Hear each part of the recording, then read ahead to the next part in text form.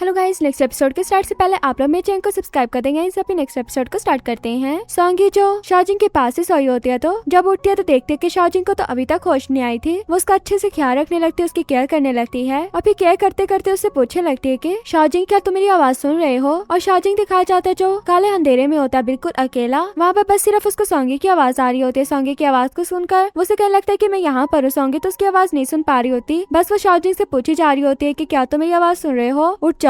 शाओजिंग उसको तो नहीं आंस दे पाता, पर वहाँ पर उसको किसी की आवाज आती जो बिल्कुल उसे पोयान जैसी लग रही थी। तो वो पूछने लगता है कि यान तुम कहाँ पर हो, सामने आओ, मुझे पता है कि तुम यहीं पर हो। बट कोई भी उसके सामने नहीं आता। और दूसरी तरफ हमें ओयांग दिखाया जाता है जो हॉस्पिटल में आता है। तो गुशाओ से कहने लगता है कि तुम तो यहाँ पर हो, तो इसका मतलब सोंगी भी यहीं पर होगी। पर गुशाओ से रोककर बता देती है कि सोंगी हॉस्पिटल में है, वो भी ओयांग के पास, वो उसका ख्याल रख रही है। उसके भी कुछ टेस्ट वगैरह हो रहे हैं जिसकी वजह से उसे वहीं पर रहना पड़ रहा है। ओयांग तो ये सुनकर परेशान से हो जाता है, हॉस्पिटल की तरफ आने लगता है। सोंगी भी शाओजिंग के लिए पानी लेकर जा रही थी। जैसे वो शाओजिंग का जाकर ख्याल वगैरह रखने लगती है, तो उसे ख्याल रखते हुए आकर ओयांग भी देख लेता है, पर उसे नहीं बुलाता क्योंकि शाओजिंग की वो अच्छे से केयर कर रही थी। ये देखकर वो वहाँ से चला जाता है। इधर हमें दूसरी तरफ शूही दिखाया जाता है जिसको सोंगी के बारे में पता लगता है, तो वो भी परेशान हो रहा होता है, पर उसे मैसेज पर गुशाओ बता देती है कि सोंगी बिल्कुल ठीक है। उधर दूसरी तरफ वेयू भी न्यूज देखकर परेशान हुई होती क्योंकि उसे पता था कि सोंगी भी वहीं पर गई हुई है। पर इतने में शूही से मैसेज कर देता है कि वो बिल्कुल ठीक है, तुम्हें परेशान होने की जरूरत नहीं है। तब जाकर वेयू रिलैक्स होती है कि सोंगी को कुछ भी नहीं हुआ। इधर हॉस्पिटल में सोंगी दिखाई जाती है जो बैठकर अकेले खाना खा रही होती है और सैड भी होती है। ये सब दूर से खड़े होकर ओयांग भी देख रहा होता है। सोंगी जब अपना फेस वगैरह वॉश करके बाहर आती है, तो वो दो नर्सों को आपस में बातें करते हुए सुनती है, जिसमें वो इन्हीं दोनों के बारे में बात कर रही होती है और कह रही होती है कि सोंगी नाम की लड़की तो डिस्चार्ज हो चुकी है, पर उसके साथ जो लड़का है वो अभी तक डिस्चार्ज नहीं हुआ, बल्कि उसे तो होश भी नहीं आई। पर वो लड़की उसको इस तरह कैसे छोड़कर जा सकती है, जबकि मैंने सुना है कि वो लड़का उस लड़की से काफी दूर था। पता नहीं उसने उसको कैसे बचा लिया और खुद अपनी जान उस लड़की की वजह से खतरे में डाल ली, जो तो इसे छोड़कर भी जा रही है। अब इनकी बातें सुनने के बाद सोंगी भी सैड होकर जा रही होती है, पर उसे याद आता है कि जब एक दफा दोनों ही बेस में फंस गए थे, वहाँ पर उन्हें अम्ब्रेला की जरूरत थी और इतनी जल्दी में शाओजिंग अम्ब्रेला कहाँ से लेकर आया था। इन्हीं बातों को सोचे होते बारिश भी स्टार्ट हो जाती है, बारिश में भीग रही होती है। इतने में वहाँ पर ओयांग अम्ब्रेला लेकर आ जाता है। अब उसे देखकर वो पूछने लगती कि तुम यहाँ पर कैसे? तो वो कहने लगता है कि मैं तो यहाँ पर किसी दोस्त को मिलने के लिए आया था। पर वो उसे अम्ब्रेला पकड़ा कर वहाँ से चला जाता है। वहाँ से सैड होकर जा रहा होता है क्योंकि अब उसने शाओजिंग का पीछा छोड़ दिया था।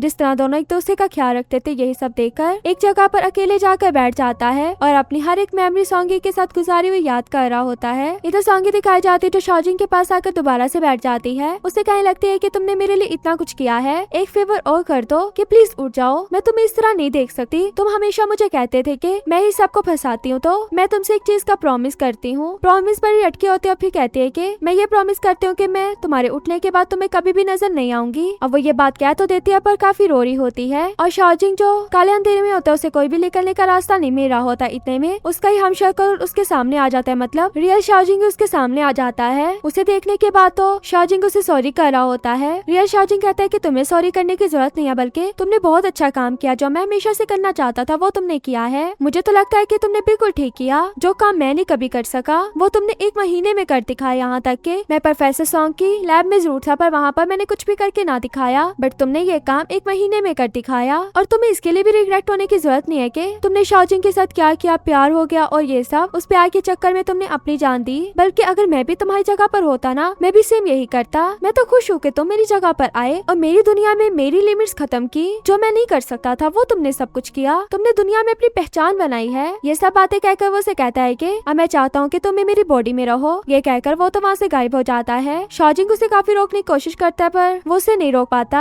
अब उसके जाने के बाद शाओजिंग के लिए भी एक रास्ता खुल चुका था वापस दुनिया में जाने का। वो भी उस रास्ते की तरफ जाकर उसमें से गुजर जाता है। और जब उसे होश आती है तो उसके रूम में सोंगी भी होती है, पर सोंगी को पता नहीं लगता कि उसको होश आ गई है। वो तो उस रूम से उसके लिए कुछ लेने के लिए चली जाती है और शाओजिंग उसको काफी बुलाने की कोशिश करता है, पर उससे बोला नहीं जाता। इतने में हॉस्पिटल वालों को पता लग जाता है कि उसको होश आ गया, तो डॉक्टर्स वगैरह उसके रूम की तरफ भागने लगते हैं। ये सब सोंगी भी देख रही होती है। अब डॉक्टर्स वगैरह जब शाओजिंग के रूम में पहुंचते हैं तो उसे होश आ गई थी। वो उसे चेक कर रहे होते हैं और ये सब सोंगी भी देख रही होती है, पर दूर से ही वहाँ से रोते हुए चली जाती क्योंकि उसने प्रॉमिस किया था कि वो उसे अपना फेस नहीं दिखाएगी। इसलिए वो वापस से हॉस्पिटल में भी आ गई थी अपनी इंटर्नशिप को पूरा करने के लिए। वहाँ पर सभी नर्सेज उसे देखकर खुश हो रही होती है, यहाँ तक कि उसे घुमा घुमा कर भी देख रही होती कि तुम्हारी हर चीज ठीक है ना। ये भी पूछ होती कि तुम्हारा दिमाग ठीक है। बट इतने में गुशाओ आ जाती है जो उसके लिए इतना खुश हो रही होती है। सोंगी जब सबके साथ होती है, इतने में वहाँ पर शाओजिंग भी आ जाता है जो बिल्कुल ठीक होकर आ गया था। शाओजिंग की आवाज सुनते ही वो वहाँ से चली जाती है उसे इग्नोर करके। अब शाओजिंग जब उसके पास दूसरी जगह पे पहुंचता है जहाँ पे बैठकर सोंगी खाना खा रही होती है, वहाँ से भी उठकर सोंगी चली जाती क्योंकि वो शाओजिंग से अवॉइड कर रही थी। अब ये देखकर शाओजिंग को बिल्कुल भी अच्छा नहीं लग रहा होता। एक जगह पर सोंगी लेटी होती है तो उसके पास ओयांग आता है। ओयांग दोनों बैठकर बातें कर रहे होते हैं। ओयांग उसे ये भी बता देता है कि तुम दोबारा से सिलेक्ट हो चुकी हो, उन लोगों ने ये एक्सेप्ट कर लिया है कि तुमने किसी की कॉपी नहीं की। ये सुनते साथ ही सोंगी इतना खुश हो जाती है कि गुशाओ को बताने के लिए भागती है। जब गुशाओ को बताने के लिए जाती है तो वहाँ पर पहले से ही वेयू आई होती है जो उसका बैठकर वेट कर रही थी। वेयू तो उसे बिल्कुल सही सलामत देखकर खुश हो रही होती है। इतने में वहाँ पर गुशाओ भी आ गई थी। वो उन दोनों को साथ में बता देते हैं कि मेरा दोबारा से सिलेक्शन हो गया है। इतने में गुशाओ 5 वाली टिकट्स को ले आती है और कहने लगती है कि ये तुमने ली थी ना, पर ये तो एक्सपायर हो चुकी है। सोंगी कहने लगती है कि इसे छोड़ो ना, पर वेयू उन टिकट्स को लेकर कहते हैं कि ये तो मेरे रिजॉर्ट की है, तुम लोगों को टिकट्स लेने की क्या जरूरत थी, मुझे बोल देते मैं तुम लोगों को ले जाती। वो दोनों तो शौक होते क्योंकि अभी भी उन्हें यकीन नहीं आ रहा होता कि वो वेयू का रिजॉर्ट है। पर वेयू ने कहती है कि नेक्स्ट टाइम से कभी भी टिकट्स नहीं लेना, जब जाना हो मुझे बता देना, मैं तुम लोगों को ले जाऊंगी, बल्कि मैं तुम लोगों को अभी लेकर जाती हूँ। ये जो वीकेंड आ रहा है ना, इस वीकेंड हम साथ में चलते हैं। वो सभी साथ में जाने के लिए खुश हो जाते हैं और हमें घर पर शाओ से रोबोट दिखाया जाता है जो इतनी ऊंची ऊंची गाने गा रहा होता है। उसे आकर शाओजिंग मना करता है पर वो तो कहने लगता है कि क्या तुम्हें पता है कि प्यार क्या होता है। उससे प्यार के बारे में जब पूछने लगता है तो शाओजिंग वहाँ से चुप करके चला जाता है। कि जाने के बाद शाओ से दोबारा से सॉन्ग सिंग करना स्टार्ट हो जाता है। सॉन्ग दिखाई जाती है जो घर पर पहुंचती है तो देखते है कि ग्रैंडपा ने उसके लिए खाना भी बनाया होता है, यहाँ तक कि एक पर्ची भी छोड़ कर गए थे कि मैं यहाँ से एक काम के लिए जा रहा हूँ तो तुम खाना खा लेना। अब उनके मैसेज के बाद सॉन्गी जब खाना खाने लगती है तो उसे लगता है कि ये खाना तो शाओजिंग ने बनाया है, पर फिर भी वो उस पूरे खाने को खा लेती है। हमें फिर वही मिस्टीरियस पर्सन दिखाया जाता है जो कुछ चूहों को अपने साथ लेकर आया था दोबारा से, उन सीड्स में कुछ केमिकल वगैरह भी डालने के लिए आया था। शाओजिंग दिखाया जाता है जो रियल शाओजिंग के मॉम डैड से मिलने के लिए आ गया था। वो तो इसे देखकर काफी खुश हो रहे थे, यहाँ तक कि उसके डैड को भी कुछ खाने की चीजें लेने के लिए भेज देती है। इधर सॉन्गी दिखाई जाती है जो रिजॉर्ट के लिए निकलने लगती है तो पहले से उसका बाहर वेट शुहुई कर रहा होता है। शुहुई जब उसे डरा देता है तो सॉन्गी उसे काफी मारते हो, कहने लगती है कि तुम यहाँ पर क्या कर रहे हो। तो वो कहने लगता है कि तुम कहाँ पर जा रही हो, तो वो उसे नहीं बताती कि मैं कहाँ पर जा रही हूँ क्योंकि वो वेयू के साथ जा रही थी। शुहुई तो उसका बैग पकड़ के उसके ऊपर भी बैठ जाता है, कहने लगता है कि मैं तुम्हारे साथ जाऊंगा। तो वो भी कह देती कि ठीक है। पर इतने में वहाँ पर जब वेयू कार लेकर पहुंच जाती है सॉन्गी को लेने के लिए, अब शुहुई तो वहीं पर रुक जाता है क्योंकि अब वो वेयू के साथ थोड़ी ना जाएगा। सॉन्गी भी कार पर बैठने से पहले कहने लगती है कि शुहुई तुमने तो जाना था, अब तुम क्यों नहीं साथ में आ रहे। वो तो ये सब कह के उसे टीज कर रही होती है, पर सच में ही शुहुई साथ में आकर बैठ जाता है जब वो लोग जाने लगे थे। इन दोनों को साथ में बैठे देखकर सॉन्गी कहने लगती है कि तुम दोनों एक दूसरे के लिए परफेक्ट हो, पर दोनों इस बात से मना कर देते हैं। शाओजिंग अपने मॉम डैड के पास दिखाया जाता है जिन्होंने इसके लिए काफी अच्छा सा खाना बनाया था। सभी साथ में बैठकर खाना खाने लगते हैं। उसकी मॉम तो पूछे होती कि तुम कहाँ पर इतना बिजी हो गए जो हमसे मिलने के लिए भी नहीं आते। शाओजिंग उन्हें कुछ भी नहीं बोलता और फिर शाओजिंग की मॉम जब शाओजिंग के साथ बाई बातें करते हुए जा रही होती है तो शाओजिंग को एक मैसेज आता है जिसमें गुशाओ से बता रही होती है कि सॉन्गी हमारे साथ 5 देखने के लिए रिजॉर्ट आई हुई है, पर उसने वो टिकट्स पहले ली थी जो एक्सपायर होगी। मे भी उसने तुम्हारे साथ जाना था, इसलिए क्या तुम सॉन्गी के लिए यहाँ पर आ सकते हो।